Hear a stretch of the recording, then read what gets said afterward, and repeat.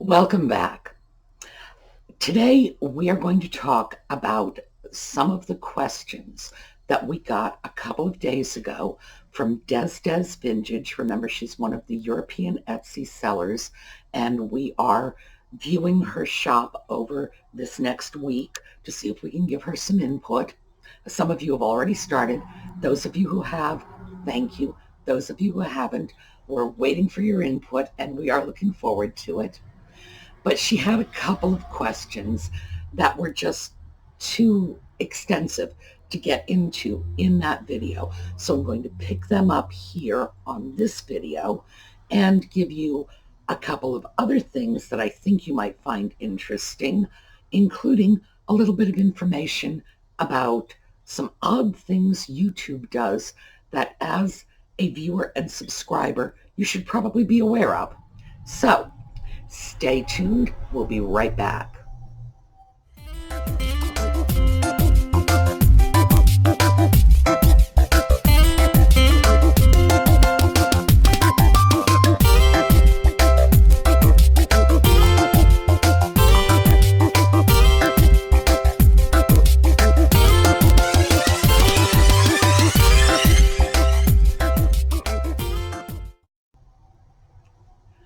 Okay. Des Vintage had asked two questions that I really just, in terms of time constraints, I couldn't deal with. One of them was a breakdown of the fee structure, Etsy versus eBay, and the other was what sells better where. So let's start with the fee structure because this one's fairly easy and almost straightforward. When you sell on Etsy, you are charged a 5% fee for everything you sell, plus a 20-cent listing fee. So 5% and 20 cents. And you also, in the United States, have to use the Etsy payment system. And that's an additional 3% plus a 25-cent transaction fee. So every item you sell, and this is for U.S. sellers only, is going to cost you 8% in fees plus 45 cents in charges. Now, if you are overseas, you may or may not be required to use the Etsy payment system. If they have the Etsy payment system in your country, you will be required to use it. If they don't, you're going to use something else like PayPal, which is approximately 3% as well.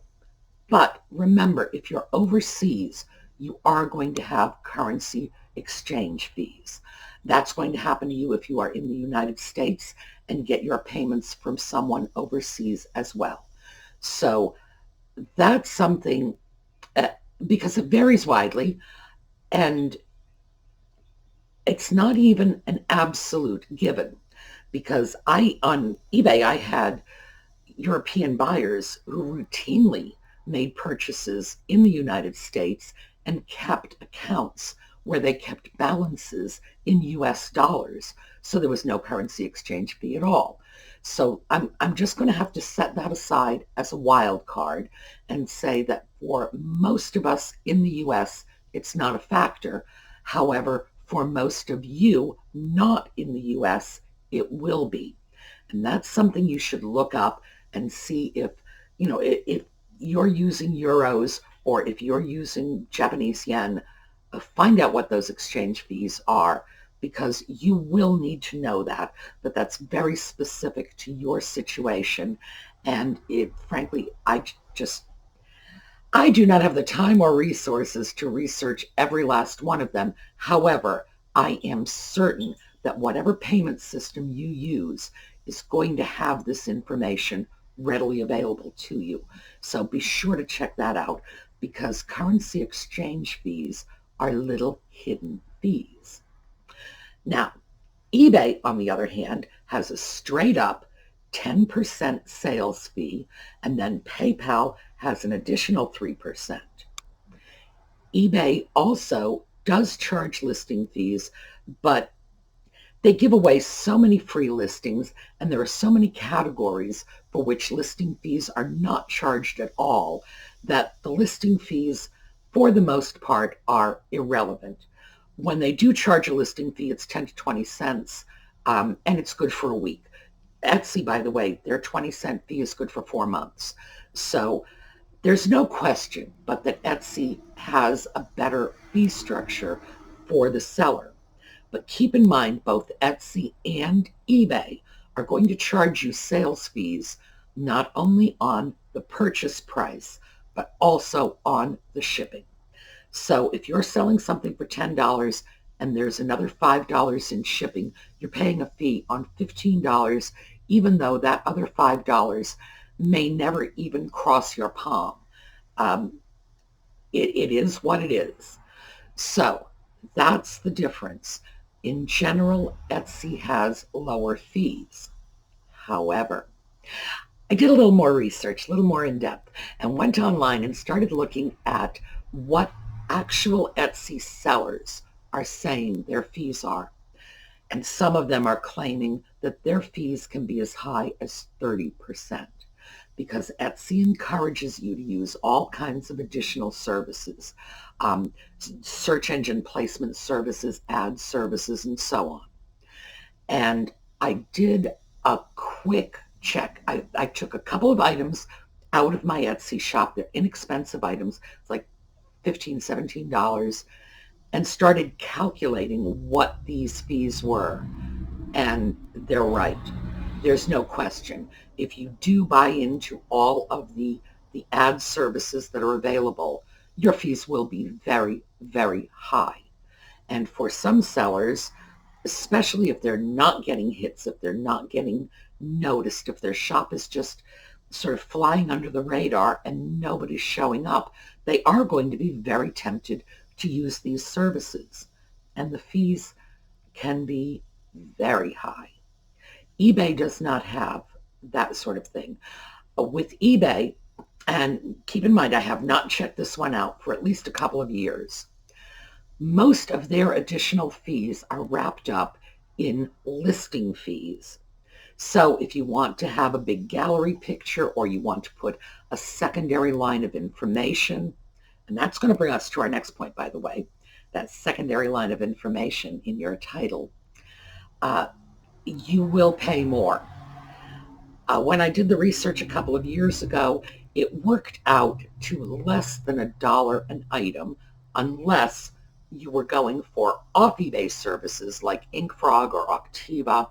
These are services that are useful for people who are really blowing out a huge number of goods, and they can help you organize your photographing, and they template your sales listings for you.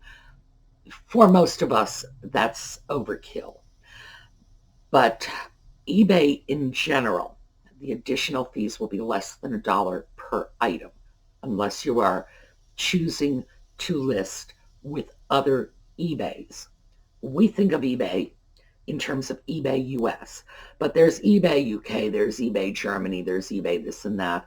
And in selling dolls, I often use eBay Germany in particular. There's a very strong doll collecting market there. And that's why my German is limited to doll German. You know, you say good morning to me, I have no idea what you're talking about. You start to talk to me about doll clothes and I can carry on a conversation. But those are very unusual fees and involve leapfrogging over to another eBay platform in another country. In general, eBay does not have the add-ons Etsy has. eBay fees are not going to go up to 30% unless you have exceptionally inexpensive items. If your item is $2 or $3, yeah, you can find yourself paying 30% in fees. If your items are in the, let's say, $10 to $20 range, no, not even close. So I hope that was helpful. If you need more information, hit me up in the comments. We can probably look at this in more detail. As I say, that was what sparked me to go on and find out what real Etsy sellers are saying about what their actual fees are. And that's when I found out that many of them feel compelled to use all of these much more expensive additional services. So that brings us into titles. Remember I said that from eBay, enhancing your title. eBay uses a search system that searches the title of your listing. And when you go on as a buyer, you can click a little box that says search for my terms in the description as well. But mostly your search terms are coming up in the item title. So if I were to sell a Barbie, I would have to make sure I put vintage Barbie so people would know it's an older Barbie.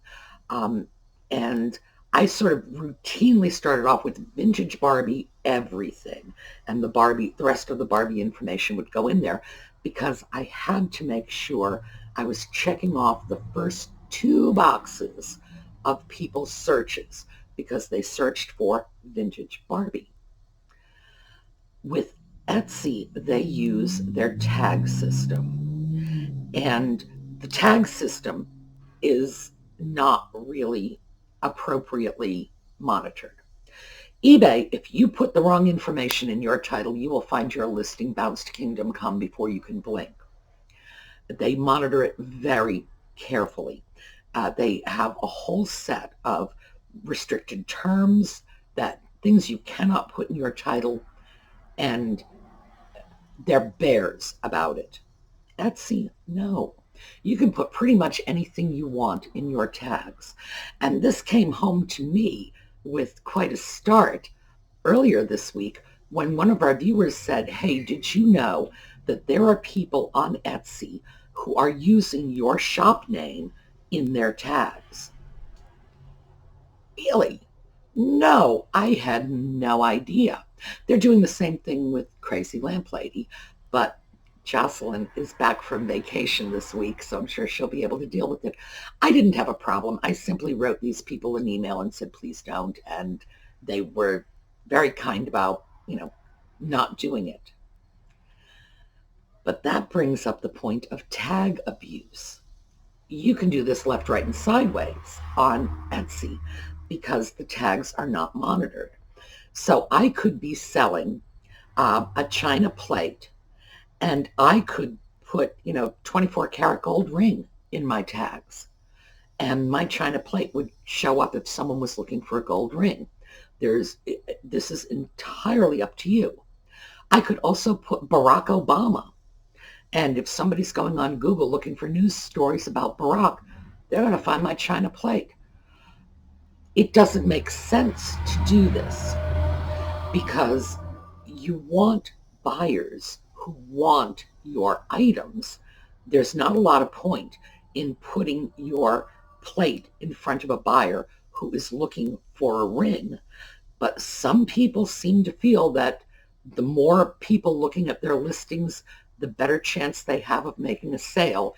And I suppose theoretically that might be true, but also the better chance you have of alienating your prospective buyers who are tired of seeing your listings come up no matter what they're looking for. And if they go in and check your tags, they're likely to say, this is a seller who honestly doesn't know what they're doing.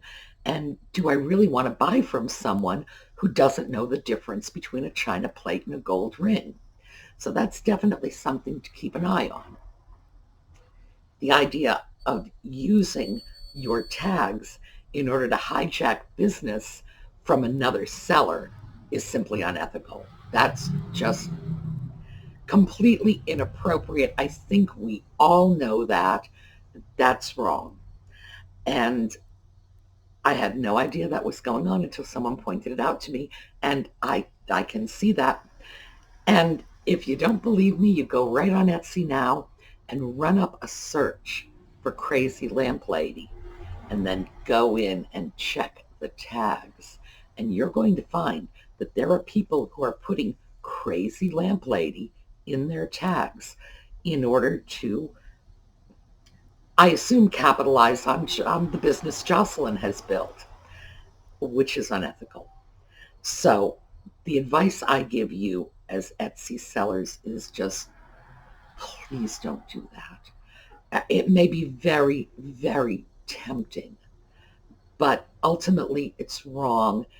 And your buyers are not going to have a lot of respect for you if they catch you in the middle of something like that. So remember, what we're always talking about is ethical sales. We don't want to take advantage of anyone. We don't want to mislead anyone. That's not who we are. And that shouldn't be who we are. That's certainly not who I believe you are. So please just don't go there just because it might look like an easy way to grab a market. It's someone else's market, you know. So that's our tag situation.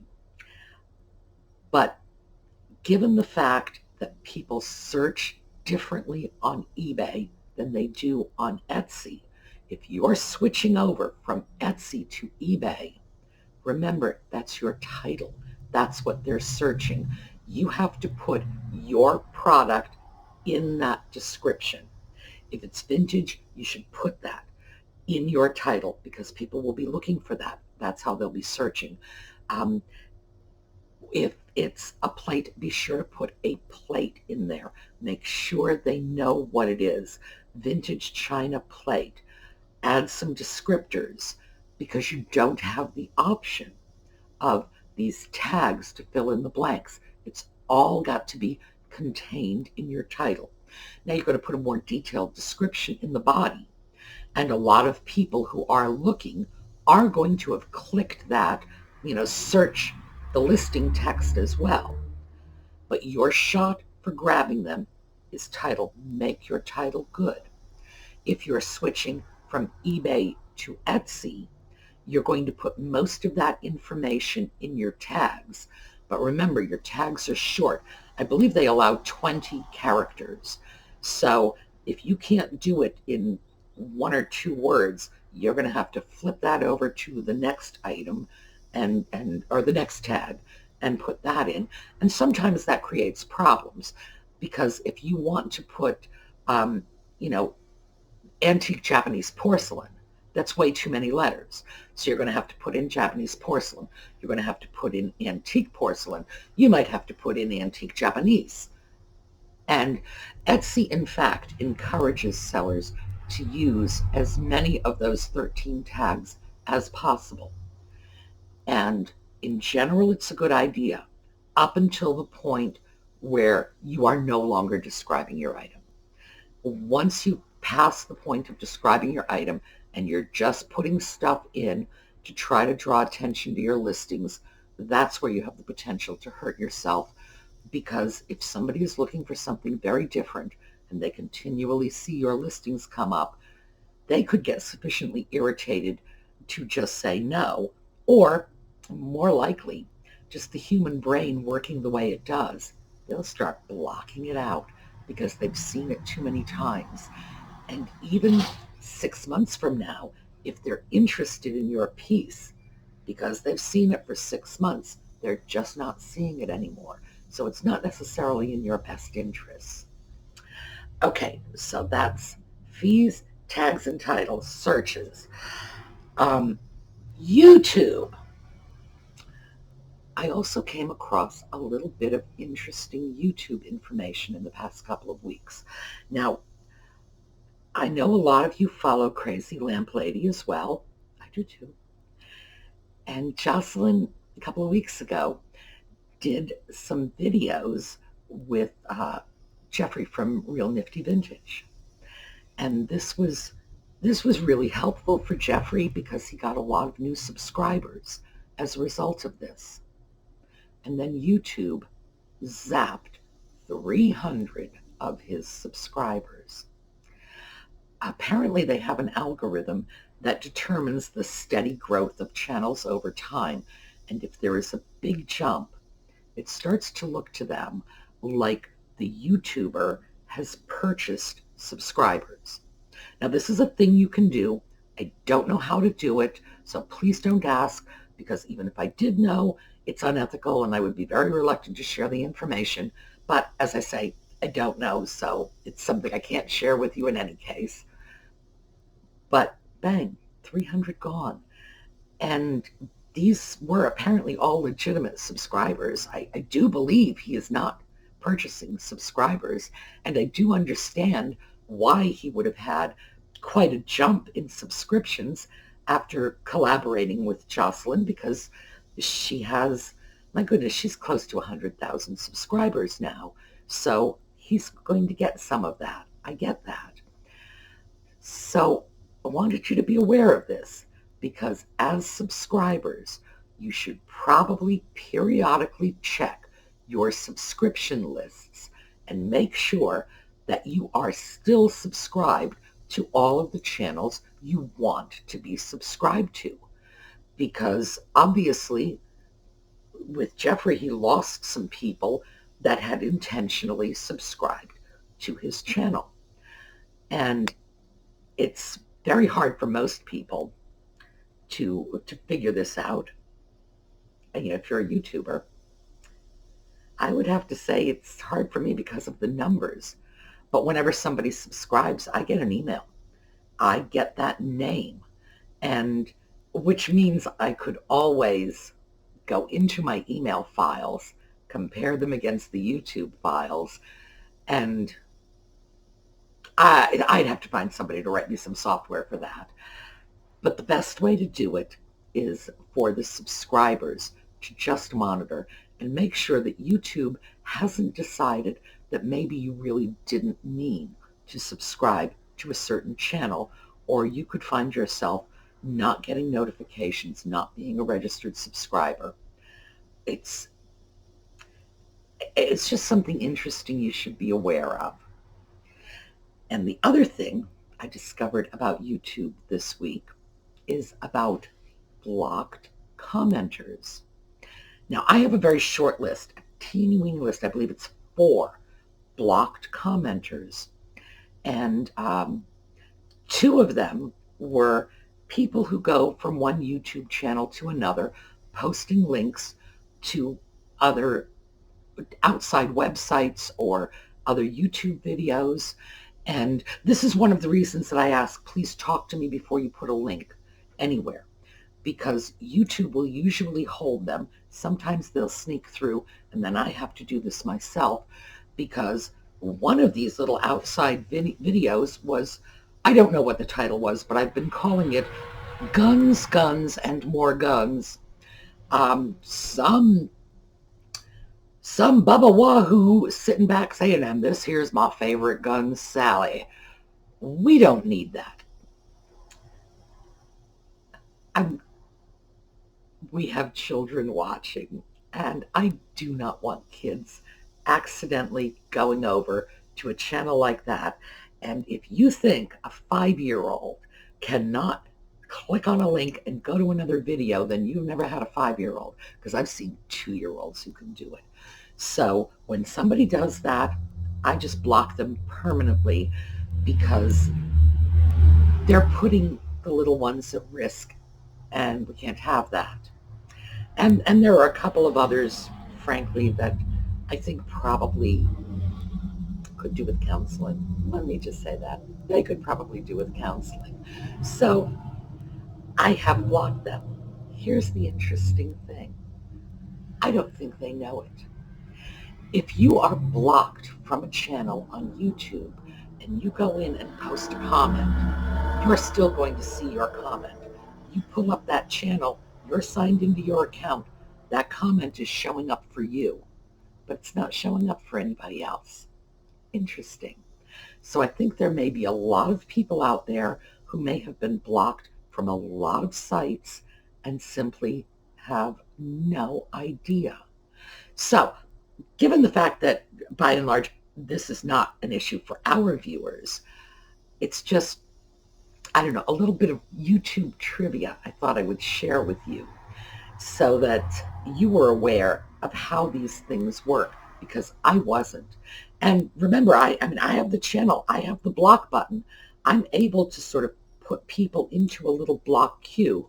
And as I say, there's only been like 4 of them, and it's not a big deal, but they don't know it.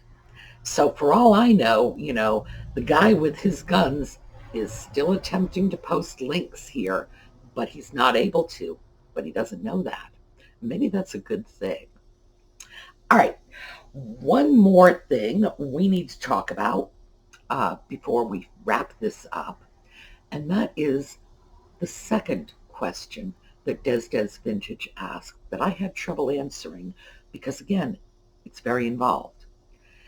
And this is the what sells better on eBay, what sells better on Etsy.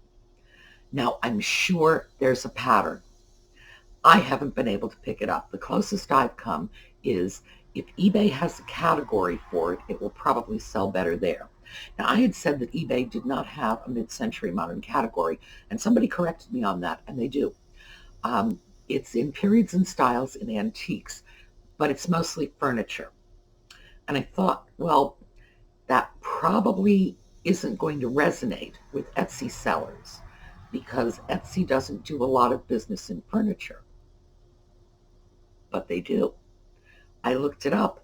Huge amounts of furniture on Etsy. Very surprising to me because I did not know that.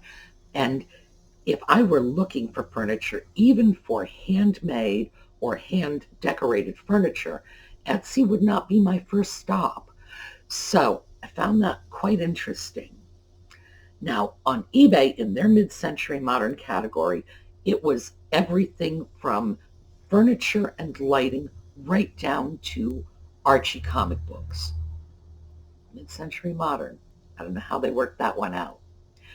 But it's a broad category, and I actually ran up some numbers on the first few pages, and it's over 70% furniture and lighting. So their category, unless we are selling furniture, is probably not going to be exceptionally valuable to us because there were 56,000 listings, mostly furniture. If you're selling mid-century modern dishes or glassware, that's probably not the category you want to be in because you're going to be flooded and completely overwhelmed by these large case piece furnitures, the Kent coffee stuff, things like that. So if eBay has a category for it, it sells better on eBay. Maybe. I got to back away from that because if eBay has a category that's really tailored to what you're selling, then eBay may be better. If it has a broad category that might include what you're selling, but is primarily devoted to other items, like that furniture situation, maybe not. And then when we start looking at Etsy, obviously handmade, unique, one of a kind, that sort of thing is going to be more Etsy friendly. But this is one I want to throw out to the rest of you. How do you read this? What do you think sells better on eBay than Etsy? What do you think sells better on Etsy than eBay? A lot of you have experience with both platforms. I think if we pool our knowledge, we can probably come up with some sort of pattern. It may not be a real quick rule of thumb like, oh, eBay has a category it sells over there. But I think we can come up with some threads that will help us make those determinations. So I'm throwing that out to the jury. Tell me what you think. Is there a pattern? Have you seen a pattern? Have you seen some things sell better on Etsy than eBay? Have you seen some things sell better on eBay than Etsy? I really want to hear from you on this, and let's see if we can find an answer to this question. And who knows, maybe there isn't one. Maybe they sell equally well on both. But I think we all have a gut hunch that one is a little better for some things, the other is a little better for others, and let's see if that plays out. Okay, we have ongoing giveaways. Now, the Louis Vuitton bag, that giveaway is running this week. As I said, the contest is write me a little story about a vacation, but you know me, I'm easy. Just say I want the bag and I'm going to count it. And we also have the pen giveaways ongoing. Um, Everybody loves the pens, and we're hoping that everybody gets one. But for now, we're going to try to prioritize it for people in need, because it turns out these pens are great boons for people with arthritis, with Parkinson's, with difficulty holding or grasping.